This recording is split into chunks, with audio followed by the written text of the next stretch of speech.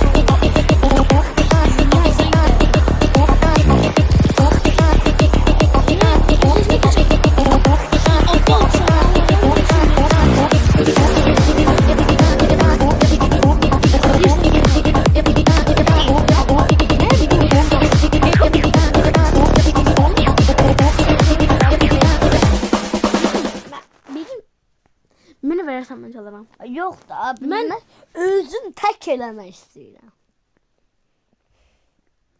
Bak gedəyirik sizə birazdan.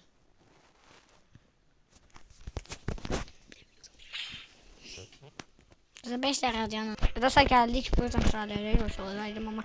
Qız sən nə təz adamsın ha? O peyk, Yaxşı. Aslında bir şey ona heç deyə bilmədim. Dostlar, sirdir. Dostlar, indi dostlar. Bu nə troll uçurum? O da asan insan. Arkadan git. Arkadan git dedim seni. Ay mal. O telefonu yesin, o telefonu yesin. O telefonu Kufanto. Mən sənə nə dedim? Ay. Məni verdən olar. Abi sən oynayabilirsən bu. Videoma baxa bilərsiniz, shorts videosuna. Yiyorsun. Dostlar, bu Başdan xarab. Sən nə qarsan? Ha gəl də bir də video izləyicilər səni görsün də. İstənirsən məni. Sən mən yeyirsən ki, verirsən ki. Abi sən yox, çəksən baba. Dostlar, birazdan orada film çəkəcəyik. 81 bu mənim niyə oldu? Mən 83 bu pulum yox idi, Nura. Mən nə bilim. O kakası da satalito. Tezə. Ha, sənəm getdiyim şeyci. 31 saniyesi var. Ne saniye? Temattan geçler.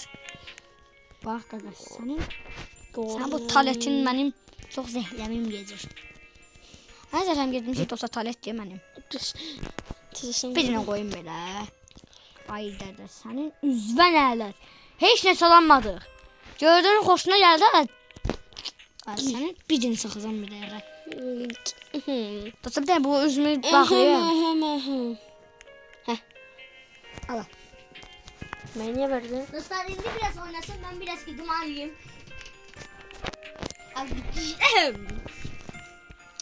Oo, Nubini Pizzanini. O dünyanın en güzel adamı.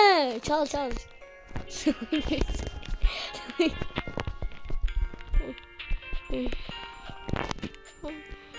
Vurmayı. Bakam. Bak vallahi. Hava xiyarındır. Server değil. Server. Mənim əlim nibətlidir. Baxarsan. Dostlar indi bir dakika. Bu videodan sonra bizimle güzel bir Langlı film çekeceğiz. Okay? Dostlar bir dakika dayanın dostlar. Gəlirəm mən 5 də.